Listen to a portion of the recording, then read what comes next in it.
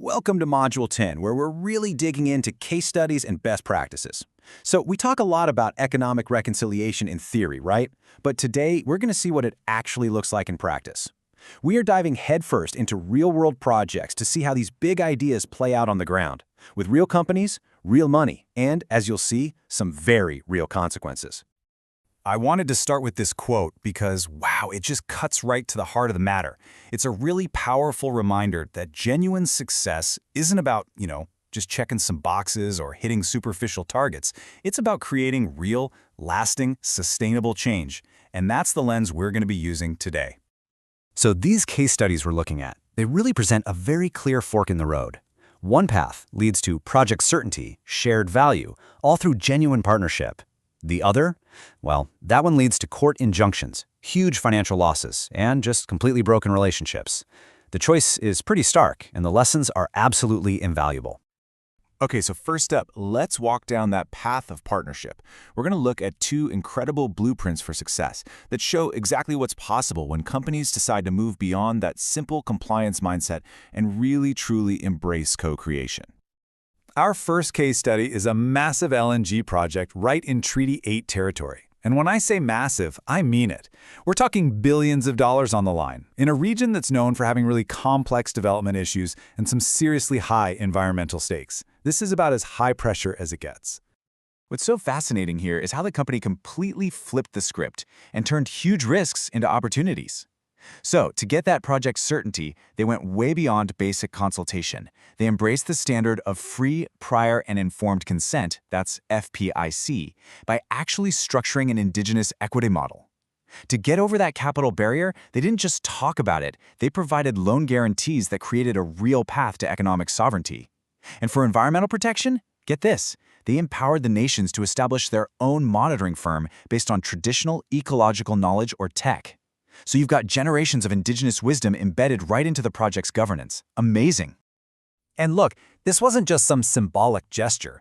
We are talking about a $500 million government-supported equity stake for the First Nations involved. This is the kind of scale we're talking about when we say real partnership. It's about creating co-owners, not just, another group of stakeholders to manage. So the crucial takeaway here is this. The relationship itself fundamentally changed. The nations went from being this external group that needed to be regulated or managed to being core partners with actual seats at the decision-making table, a direct financial stake in the outcome, and a real hand in environmental governance. All right, let's switch gears to our second success story and see how this same principle works in a totally different sector. Here in Treaty 6 territory, the big challenge was access to capital, a huge systemic barrier that was just stopping Indigenous entrepreneurs and community projects from ever getting off the ground. So in this case, a major bank decided to tackle the problem from inside out. They didn't just create some new loan product, they co-guaranteed loans with an Indigenous financial institution, which helped bypass all those historical barriers. Then they mandated cultural humility training for their own staff, their credit and risk officers, to address that internal institutional bias. And here's the kicker. They tied their own success metrics, not to how many meetings they held, but to the actual verifiable growth rate of their Indigenous business clients. Now that is real accountability. This slide just lays it all out, doesn't it? It's so clear. On one side, you've got that partnership approach we've just been talking about, focused on equity, on safety, on long-term wins for everybody. And on the other side, you have the transactional approach, all about short-term compliance, one-time fees, just doing the bare minimum. So, what happens when a company chooses the path on the right? Let's take a look. And yeah, that brings us to the cost of failure. These next two case studies are just incredibly powerful cautionary tales about what happens when that idea of partnership is ignored, all in favor of a short-sighted, compliance-first mentality. So our first story of failure takes place in Treaty 7. A resource company wanted to fast-track an exploration project. Their main focus was speed, and they decided that, all that deep, meaningful engagement, it would just slow them down. I mean, you can just see the dominoes fall, one after another. By completely ignoring the FPIC standard and barely communicating, they got slammed with a legal injunction that stopped the project cold. Their whole strategy treated the nation like a hurdle to be jumped over, not a partner. And it all ended with this small transactional offer that wasn't just rejected, it was seen as a profound insult. This totally destroyed their social license. Investors started pulling out, and that attempt to save a little money up front, it ended up costing them billions in lost opportunity and legal fees. And this right here is the crucial lesson from that whole mess. Think of FPIC not as a cost, but as the most effective form of risk mitigation you can possibly invest in. Seriously, the price of doing it right is a tiny, tiny fraction of the price of getting it spectacularly wrong. Okay, our second cautionary tale. This one brings us right back to that quote from the very beginning. A large utility company was so proud announcing it had met all its Indigenous hiring goals.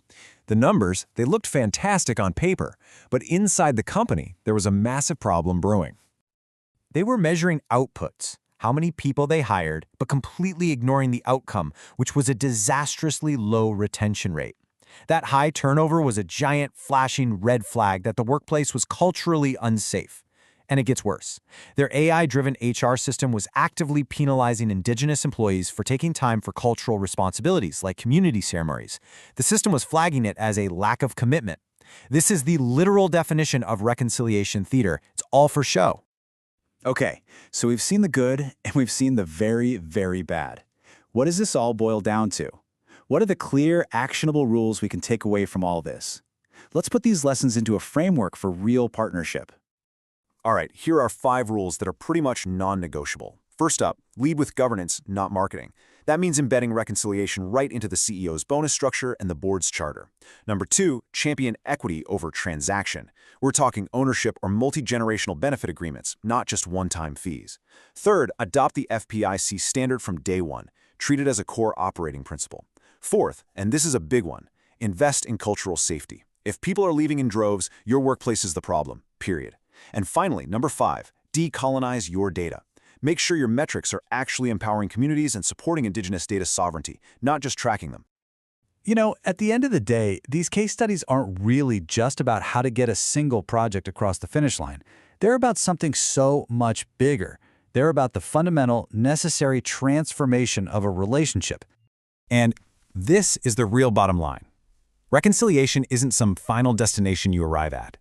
It's the ongoing, day-in, day-out work of transforming a relationship that was defined by the Colonial Indian Act into a modern, equitable partnership defined by the principles of the UN Declaration on the Rights of Indigenous Peoples. That's the actual goal. So I'll leave you with this question to really think about. Take a look at your own organization, your own projects. Is the goal just to comply, to check a box and move on? Or is it to build a truly transformational partnership? The cases we've walked through today show just how massive the difference is between those two answers.